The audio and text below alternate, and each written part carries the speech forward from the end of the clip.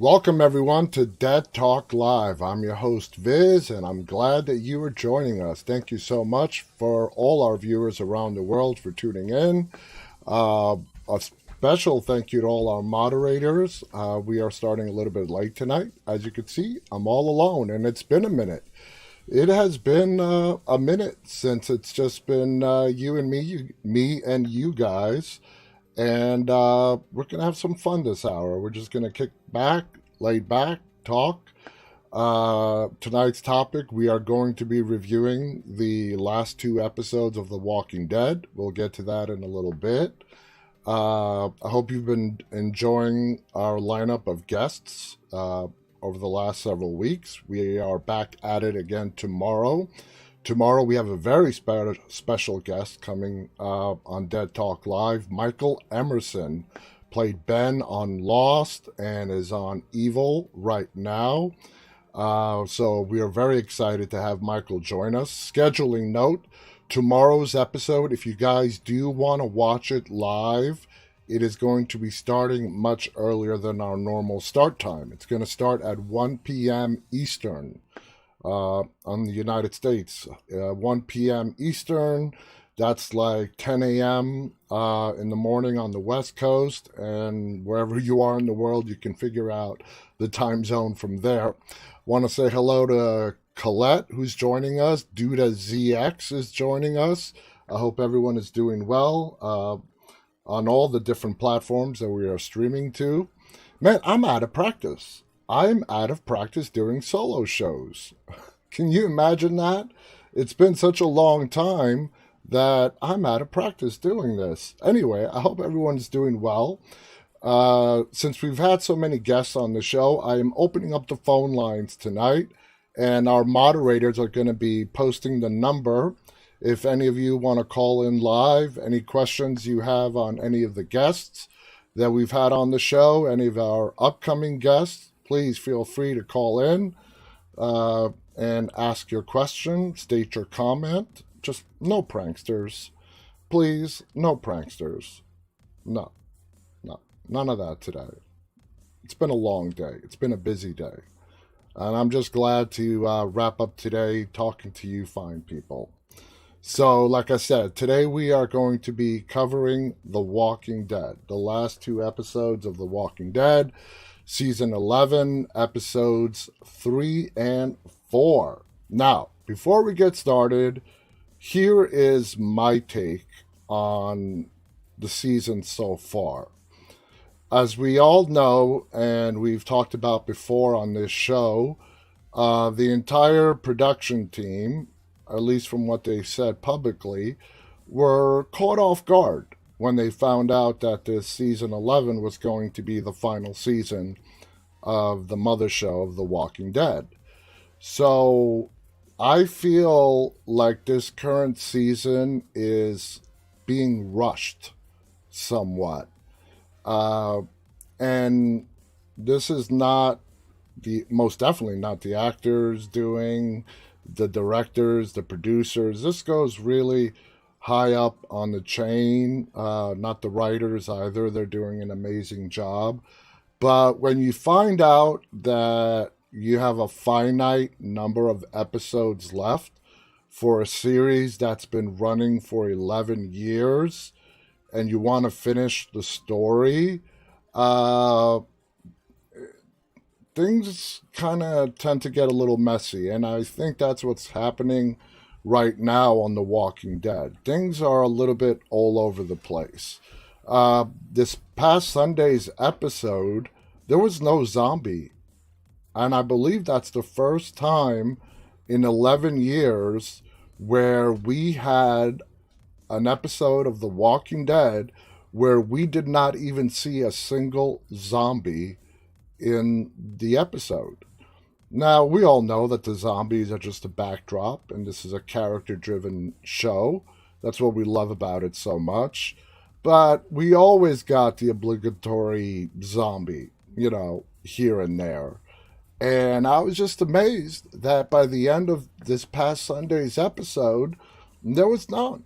None. And I try to rack my brain. If you guys can remember an episode in the last 11 years, 11 seasons of The Walking Dead, where we did not see a single zombie walker throughout the whole episode, please go ahead and share it because I cannot think of a single episode.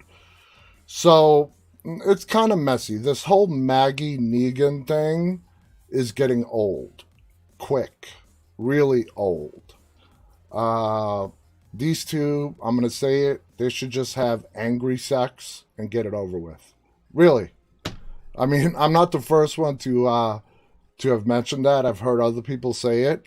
But, just let them sleep together, get their frustrations out, and then let's move on. Let's move on with the story. Lisa says amen to that. Philip also writes, no other episode without zombies. Good. Good. Yeah, I could not think of one. So, yeah, these two, just do it. Get it over with. Put it behind you. This whole Maggie being pissed at Negan and Negan being Negan with Maggie at points, just, really pushing her to, either do something or don't do something. I'm totally Team Negan on this one. Maggie, if you're going to do something, do it. If not, then bite your tongue and live with it. I totally agree with Negan on this one. And I don't know how many of you guys are more sympathetic to Maggie or to Negan. It doesn't really matter. But let's move on from this, okay? Glenn died 4 seasons ago. All right?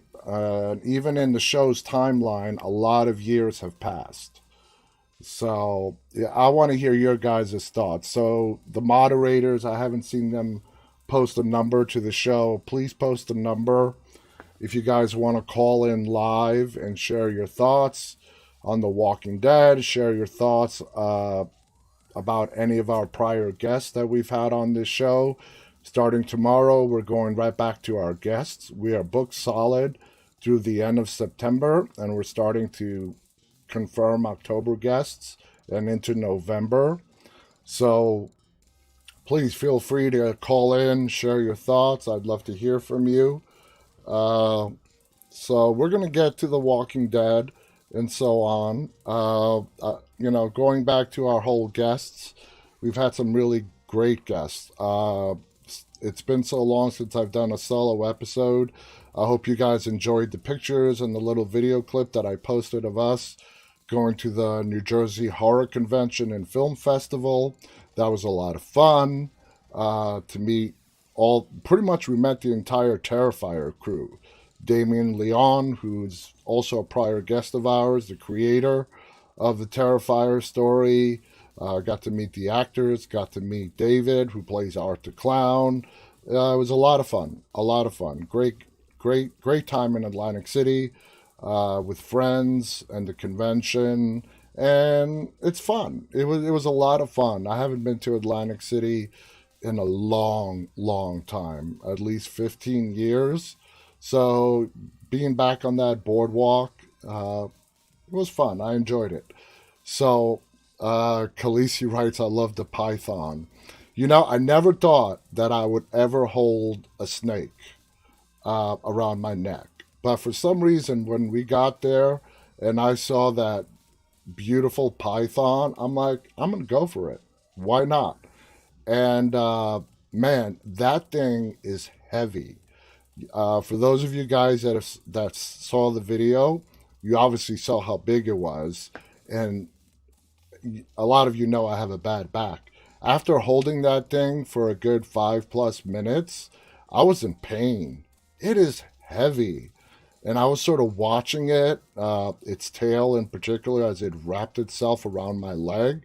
I'm like, all this thing has to do is start squeezing, and I'm dead. I'm dead. But no, I didn't feel threatened at all. That's the first time I ever touched a snake.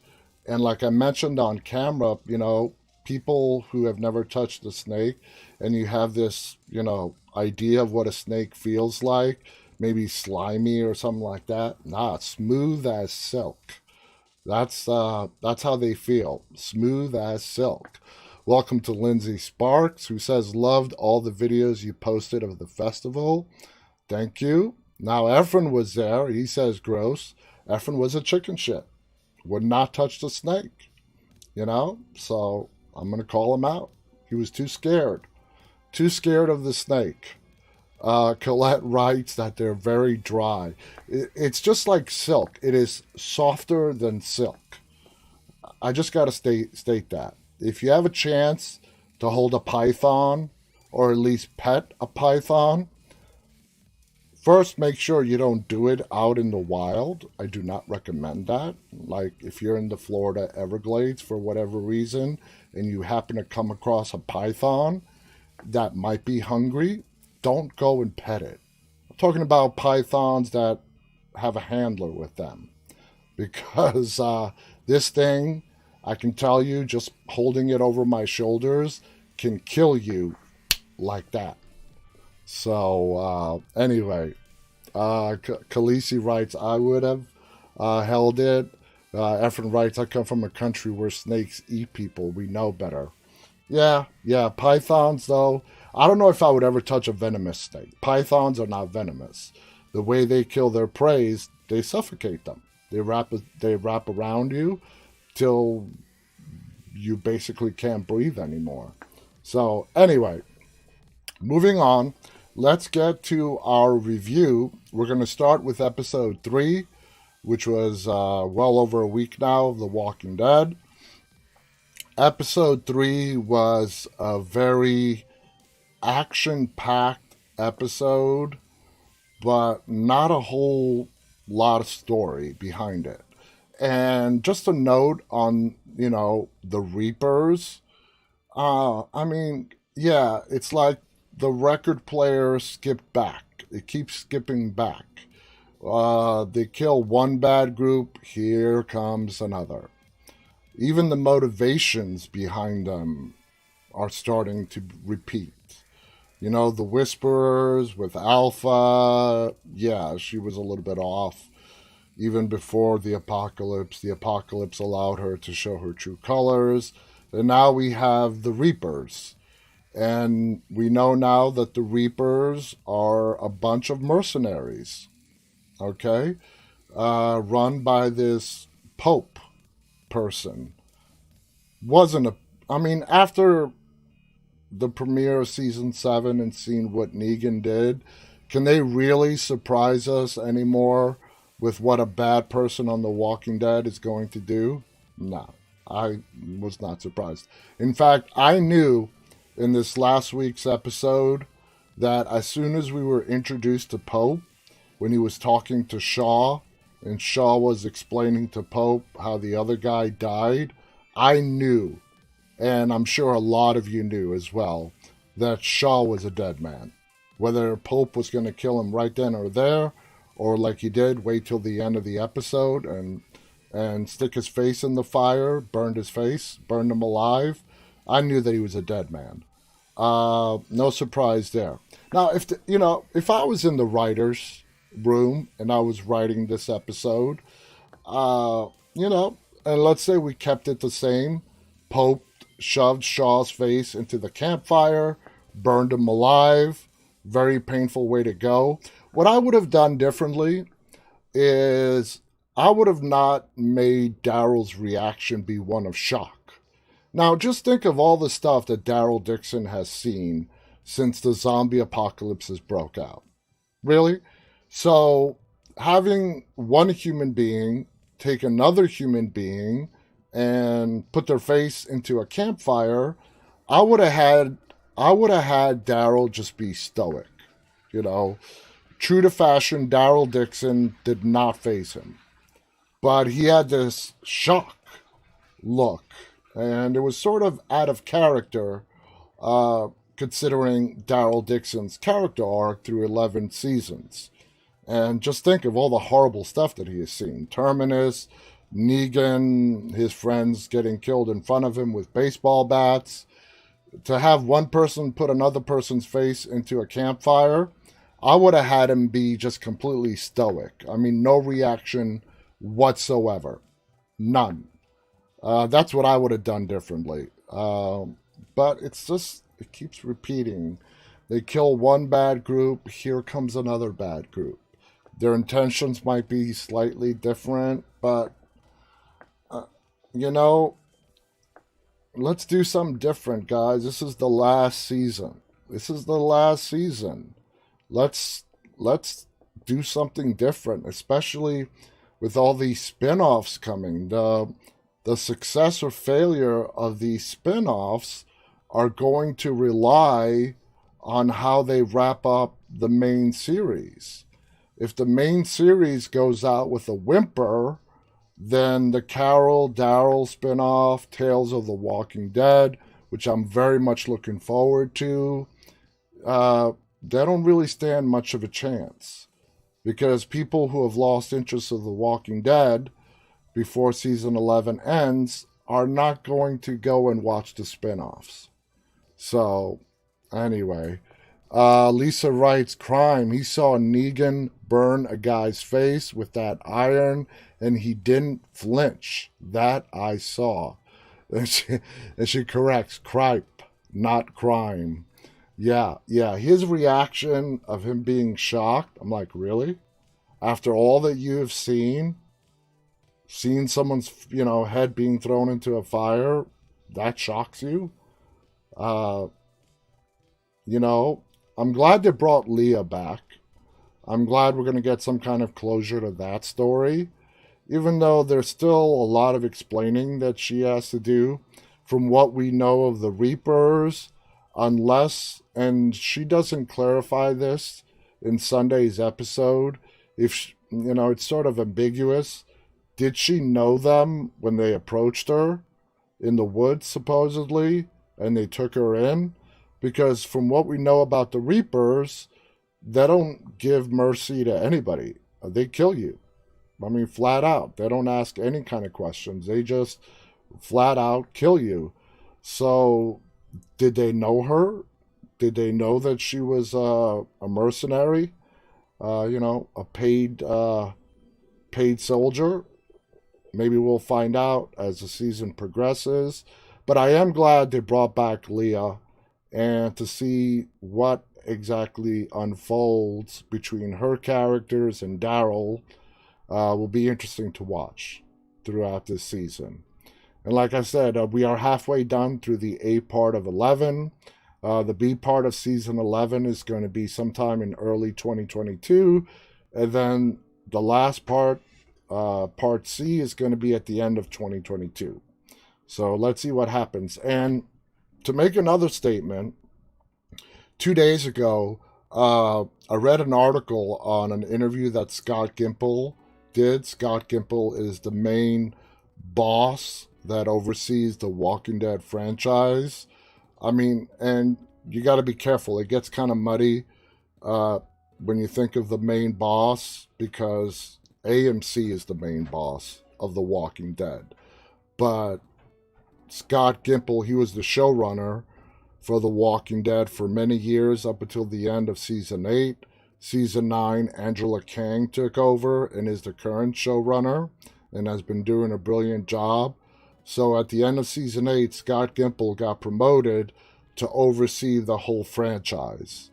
That includes The Walking Dead, Fear the Walking Dead World Beyond, and the movies. So the movies. You've heard me say this before. I think the movies are in real jeopardy. Now, the article that I read with Scott Gimple, he stated in regard to the movies that they're still ironing out the script. No. And he even went a little beyond, and he referenced they are doing some R&D, research and development, in regards to the script.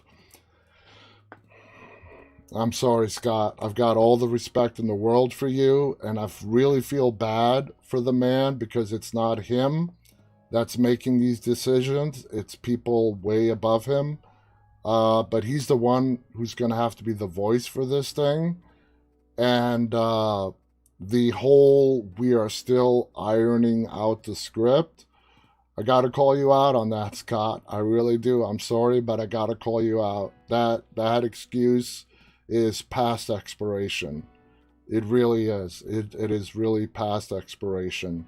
And they're not giving us any more than we're still working on the script. How many years has it been now? Countless movies have been shot and released, and they're still working on the script. I mean, if we go back to early 2020, absolutely.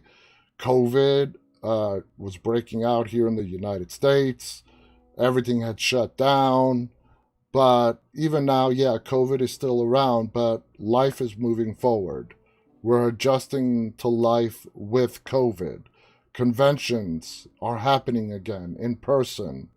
So the whole excuse that we're still working on the script, or like he said, doing R&D on the script, no, it doesn't fly. And I don't blame Scott Gimple. Like I said, I have all the respect in the world for Scott Gimple. I loved him when he was the showrunner of The Walking Dead. I think he's doing a great job overseeing the franchise. And these are decisions being made way above him. But he is the spokesperson. He's the one that has to do the interviews and explain what's going on when he's asked about these movies. And I go back 3 years now to, when he was on Talking Dead right after Rick Grimes' last episode. And the plan back then was beautiful. And the way he explained it was awesome. They were going to make three made-for-TV movies involving Rick Grimes.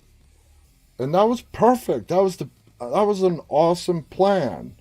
But after that, they brought in Universal Studios to help with the movies. And just one thing after another, it got muddier and muddier and muddier.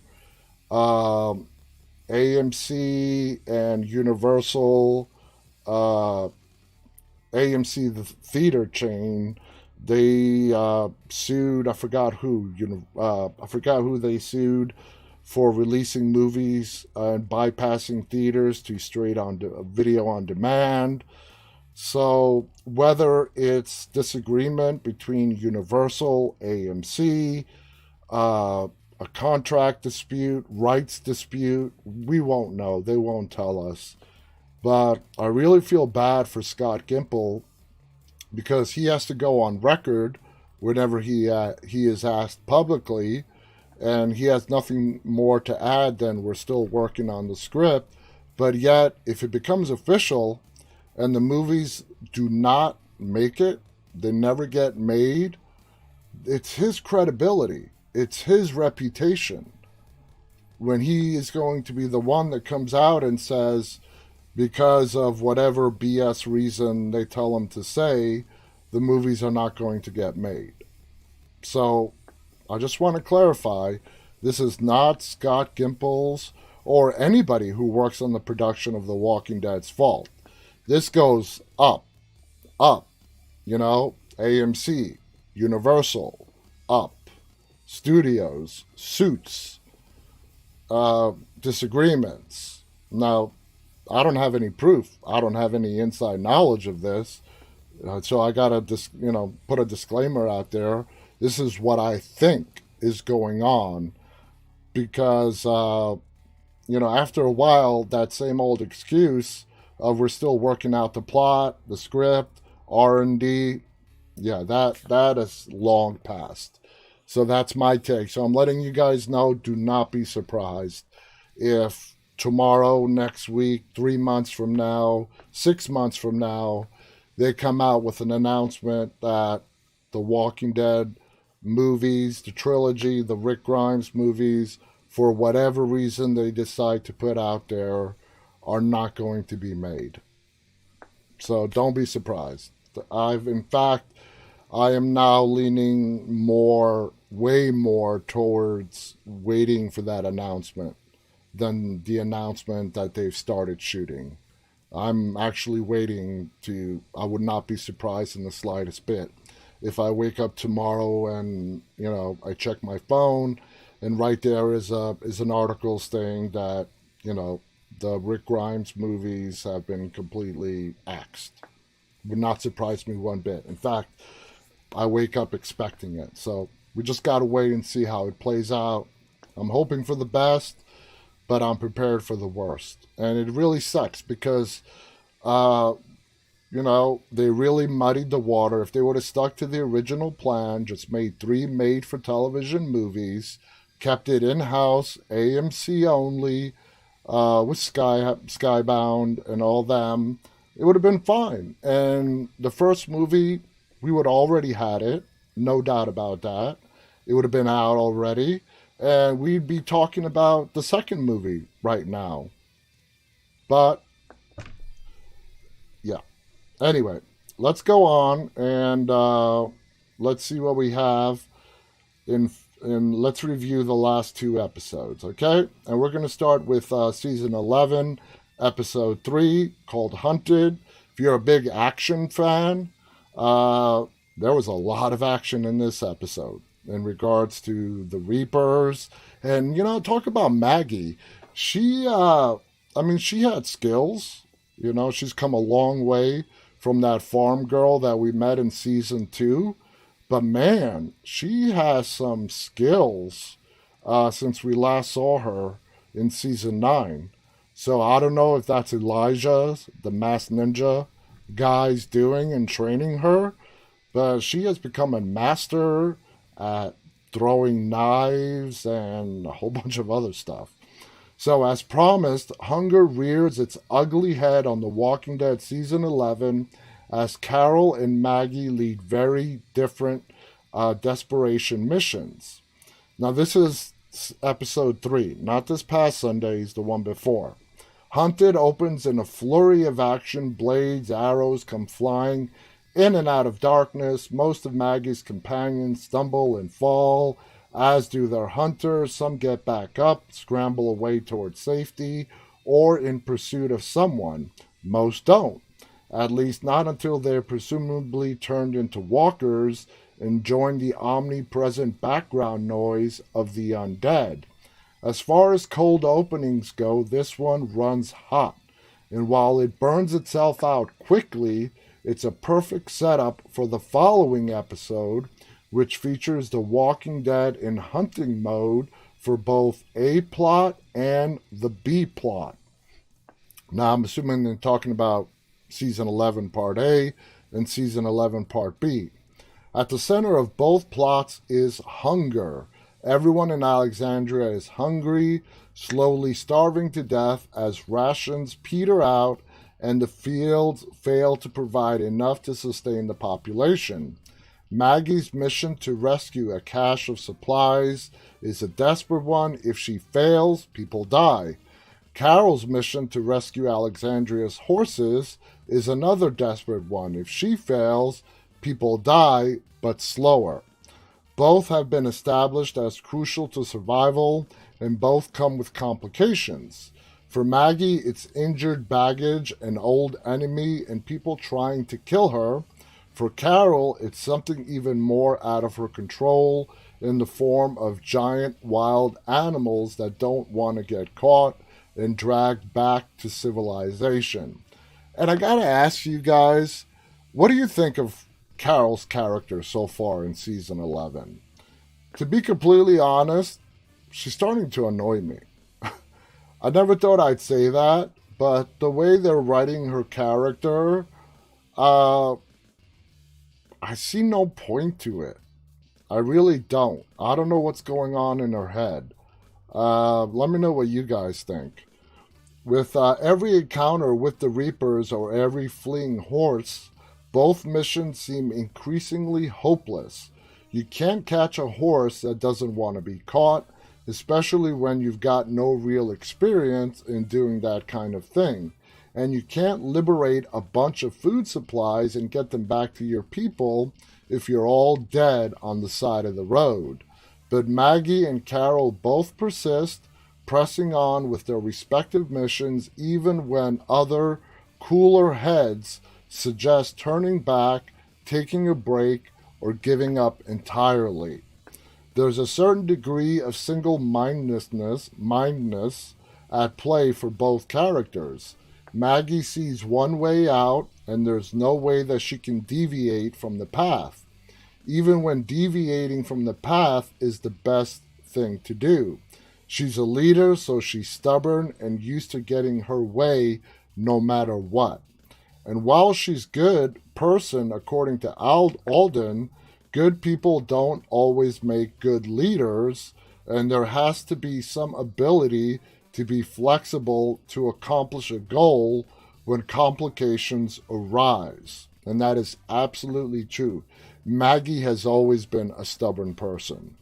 Maggie, as things continue to go wrong, fails to find that flexibility, and it costs her pretty much everyone in her entourage, save the last person she wants to have at her back, despite their growing agreement with one another. Maggie's desperation makes complete sense, and it's established in pretty much every visual shot of the character. From her flailing around in the action sequence in the cold opening, to her waking up from the attack and trying desperately to get away from the people chasing her by breaking into an abandoned mall. Frederick E.O. Toye does a wonderful job of isolating Maggie from the rest of her group. Where was I? Of isolating her from the rest of her group, putting her in danger, and making it so she's only got her wits and cleverness to survive. It's impressive at this point to put a character this competent into peril and make it feel legitimate. But Lauren Cohen's paranoia and fright does a wonderful job of selling this, and Toye and director of photography Dwayne Manwiller make a great use of Cohen's expressiveness. And hats off to Lauren Cohen. I mean, she's doing great with the material she's given. The scene in which Maggie drops her flashlight while disposing of an attacker is really well done, but the capper for it is when she feels like she's finally safe, only for there to be a presence in a ghost mask behind her. That flick of a lighter to illuminate that scene was beautifully done, and it's edited crisply enough that the attack doesn't lose impact. It's just enough to provide a very effective jump scare, leading into a couple of other decent scares further down the line. It's a refreshing bit of horror after 3 episodes of mostly action-adventure with horror elements, and a fun callback to the Whisperer's mode of attack. Maggie doesn't know any way other than forward. She has her mission, and she's sticking to it, even when Alden, Negan, and others try to talk a little bit of sense to her. Lauren Cohen does a solid job of portraying that brittle iron will from Vivian Tess's script. Maggie is strong and a leader, but she's getting closer and closer to her breaking point as she tries to do anything to get herself back home with food enough to keep everyone, Herschel included, alive. She might die in the process of trying to do it, but that's all that she has left. Now, Carol and her mission, while she has other things she could be doing, she's fixated on the horses and recovering them, because it's easier than facing the very real possibility that you did everything you could and still everybody died. Melissa McBride, through the course of the past several seasons, has carried the show, and now when she's given the opportunity to put together a good performance, she still shines. And she has good chemistry with Angel Theory's Kelly. And just a little bit, going back to Carol, that episode 3, what I really loved the most about that episode is that we got to hear more from Magna, Nadia Hilker. I mean, A great actress, and I'm glad they're actually utilizing her instead of just being a backdrop to a lot of scenes. I love the fact that we got to hear her talk, that we got to hear her express herself, the way she stood up to Carol, telling her to stop giving Kelly false hope. That's what I enjoyed the most out of episode 3. Now, all 3 women have their hope, the mission they're clinging to, and there's not really much alternative for any of them in the greater world. Maggie has to get to the supplies or everyone will die from lack of food. Carol has to get the horses back or everyone will die from overwork or lack of horse meat, like they wrote there. Kelly has to hold out hope that her sister will come back. And we're 4 episodes in, and, you know, from what we saw last of her in episode 16 last season, we don't know what Connie's up to. But she'll give up and probably die too. Food is important, but hope is equally as important in this hard Scrabble world. So I don't know when they're going to get to Connie and Virgil. Remember, it was Virgil that found her on the horse as Connie looked very disoriented and running away from something in episode 16 of season 10. But I don't know when they're going to introduce her. Now, next week's episode from the trailer, we're going to shift gears from Alexandria and Maggie and Negan over to what's going on with Eugene, Yumiko, Ezekiel, and the Commonwealth, and see what's going on over there. From the looks of the trailer, it looks like they actually get brought into the Commonwealth, and they get to see what life is like. One scene that I love from the trailer is them walking into a bakery and seeing actual baked goods out on display. So I thought that was a nice touch.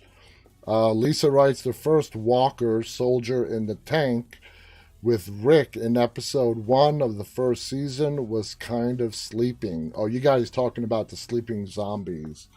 You know, hey, it's been sort of an on-off thing. Episode 1, you're right, the zombie in the tank was dormant, asleep. And then fast forward to season 3, when Herschel, they're taken to prison, and he crosses a walker that he thinks is dead, and that walker wakes up, takes a chunk out of his leg, and then we don't really see any more sleepers for a long time. So who knows what the story is about that. You know, my guess is after a while of roaming back and forth endlessly, they get tired. I don't know. And I don't really think we're going to get an answer to that question. And if we do, it's going to be a theory. Whether it's Kirkman or whatever, it's just going to be a theory. All right, now let's move on to last Sunday's episode. The Walking Dead Season 11, Episode 4, called Rendition. The Walking Dead takes Daryl Dixon from the frying pan and into the fire as he reconnects with an old friend and gets himself in way over his head with some dangerous new allies. And Daryl, always being the kick-ass awesome character, he takes this opportunity to basically, you know, plant himself in with the Reapers, because he realizes how dangerous they are. There's not a lot of them. There was 15, and after Pope killed Shaw, 14. Now, if Daryl, obviously, I don't think he's going to start believing in their motto or way of life. So they've got 14 very dangerous people who are following a very dangerous man. Leah, I don't know if they're going to explain how she knows these people, how she got involved, as I said previously, but we'll find out. Anyway, this article goes on to say, has anyone on The Walking Dead been through as much as Daryl Dixon?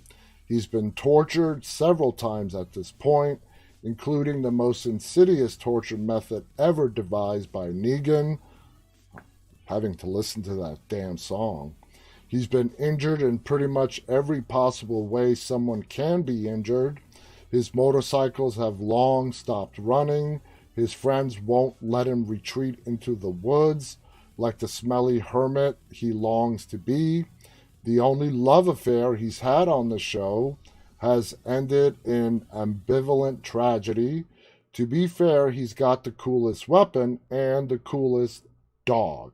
But aside from that, he's watched pretty much every one of his friends and his last remaining family member suffer and die around him, and yet rendition finds a new way to torture him courtesy of the best training that the CIA has to offer. One of the better things about the previous episode, Hunted, was the abrupt and explosive battle sequences in which the Reapers and Maggie survivors fall into battle, seemingly for no good reason other than it's two alpha groups competing over territory. But there's no real deal for there to be a reason. This is the world of The Walking Dead. It's kill or be killed. I hate when the page just jumps around like that. Where was I? It's messy, organic comic, and every time an episode focuses on a specific combatant, it only gets messier and more frantic and more impressively dangerous.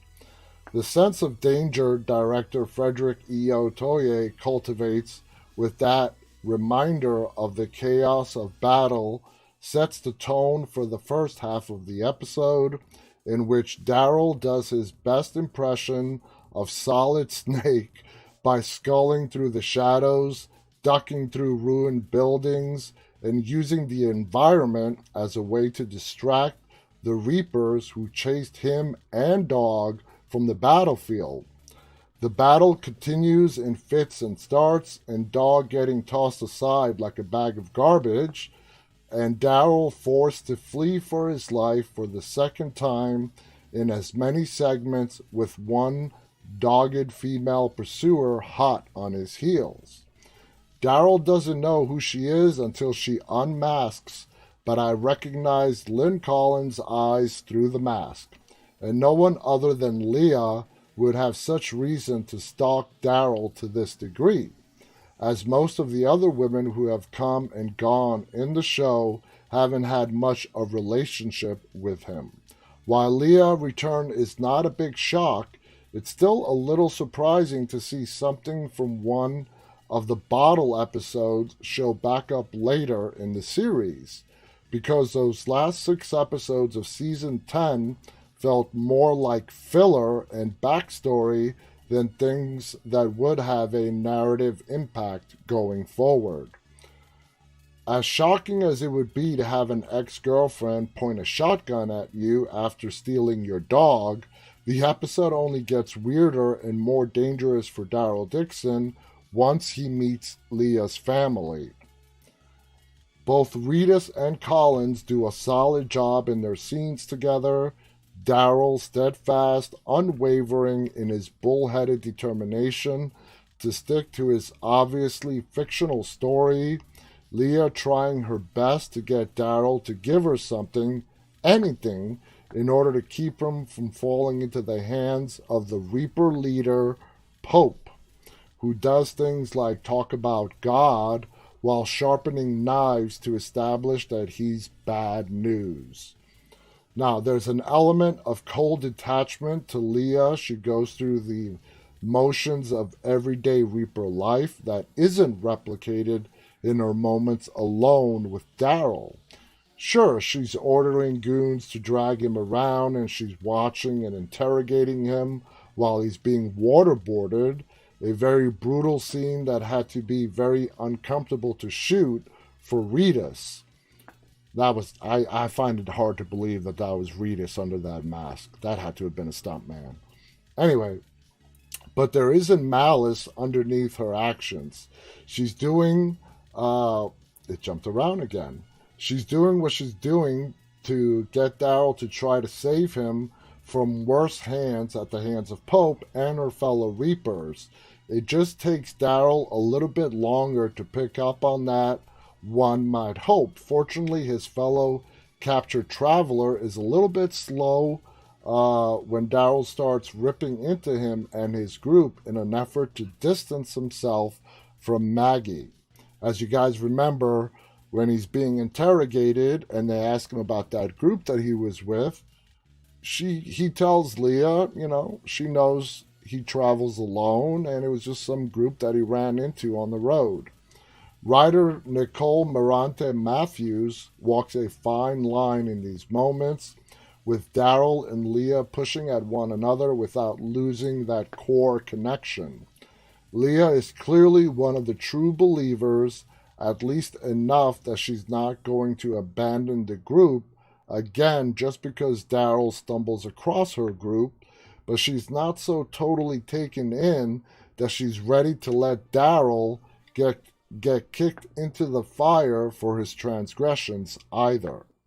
Their history is expanded upon, but not belabored over, with just enough backstory explained via Leah and Pope to establish the method behind the group's madness, but not so much that it feels like a Bond villain explanation.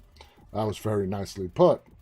Daryl learns just enough from Leah to be wary. He learns enough from Pope to know that sticking around with the Reapers would be a bad idea for him long term, because Pope is clearly on the wrong side of sanity. And that's before he throws a guy into a fire, holds him down for having the misfortune of getting stabbed in the back during the fog of battle. Pope might let Daryl hang around for Leah's sake, but the patience of someone like Pope only lasts so long. Once upon a time, Daryl walked away from Leah. He'll be running away from Pope. How many of you guys actually, out of all the villains that we have seen on The Walking Dead, how many of you out there actually feel like, wow, this guy is one of the worst of the worst? No. 8 seasons later, since we were introduced to the governor, he still stands out as by far, in my opinion, the best antagonist that we've had on the show. We all love Negan, but not because Negan was the best antagonist. He was cruel, ruthless. We love Negan because of his arc, of the transformation that he's been through from when we first met him to the Negan that we know today. That's why this whole back and forth between Negan and Maggie is just getting old really, really quick. So hopefully that's going to be worked out in the next 4 episodes, and put it aside. I hope they don't drag this into the B part of season 11. I hope they come to some kind of resolution. Like I suggested at the beginning of this show, you know what? Just let the two have some angry sex. Get it over with. Let out all their frustrations. Get it out. Get it over with. And move on. Efrain writes he's like one of those crazy TV evangelist preachers. Yeah.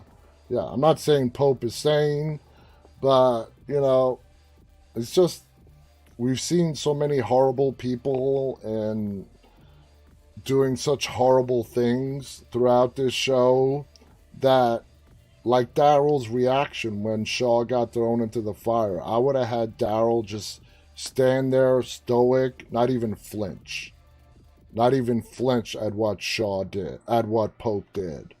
Now, I don't know what Pope's reaction would have been to that, saying, wow, this guy didn't even flinch. Would that endear him to Pope? Or would that make Pope think that Daryl's even more dangerous than he thought? Who knows? Colette writes they should get a room. Valente Fanton writes Negan is a survivor, a bad man, but a survivor. He is definitely a survivor. He was a bad man. Negan is selfish. Even through his redemption arc, he's not 100% selfish. But what was the quote like in episode 3 when they were carrying Alden away and they heard the screaming? And he says something like, "Oh, yeah, let's go running towards the scream." Negan is a survivor because he knows how to avoid dangerous situations. He's not out to be the hero. That's not the kind of person he is. So I absolutely agree with you, Valente. He's a survivor because he knows the situations that should be avoided. That's why he's a survivor. And just like at the end of season 8, when Rick and him were battling it out just before Rick sliced his throat, and Rick was telling him, your guys are down, you've lost. And Negan tells Rick, "I'll find a way. I always do." That's very true. He always finds a way. So there you guys have it. That's where we are right now, 4 episodes in to season 11 of The Walking Dead. Let's see how it turns out. We're still in the very early stages. We have, a lot more episodes. We have 20 more episodes to go before this thing is all said and done with. As far as the movie goes, I've shared my opinions. We'll have to see how that turns out as well, but I'm not feeling very confident right now that these Rick Grimes movies are going, or even a single movie is going to be made. There's some stuff going on in the background that we don't know about. So I want to thank you guys so much for tuning in tonight. Remember, tomorrow's episode of Dead Talk Live starts at 1 p.m. Eastern United States time. We have a great guest, Michael Emerson, Ben from Lost. He's on Evil. He plays Leland Townsend. I love Evil. For those of you that don't watch Evil, season 1 was on CBS. Season 2 is exclusively on Paramount Plus. It's a great show dealing, with exorcisms and demonic entities, but not in the way that you might think. It's great how they've done this show. So if you haven't watched Evil, that I would definitely put that on my high recommendation list to start watching. The first season of Evil is actually available on Netflix, I believe. So if you haven't watched any episode, you can go to Netflix, watch the first season. The second season is exclusively only on Paramount Plus. Anyway, guys, like Colette points out, it's going to be 6 p.m. in the United Kingdom tomorrow, 1 p.m. Eastern again here in the United States. So until tomorrow, guys, when Michael Emerson is going to be our special guest, to get all the latest guests that are coming up, we got more confirmations today, so the website does need to be updated, but please visit our site to see everybody that's coming up. We are booked straight through to the end of September. We have some great guests coming up, so please keep tuning in and watching. The way I conduct my interviews is I want them to be informative. I want you guys to learn, when we have filmmakers on, I probe and ask them, as you probably have noticed, the inspiration for their stories, how they go about them. How does it go from an idea to something on paper and ultimately on the screen? And I hope you guys find them as informative as I know I do. So anyway, guys, till tomorrow, stay safe. And as always, stay walking. Good night.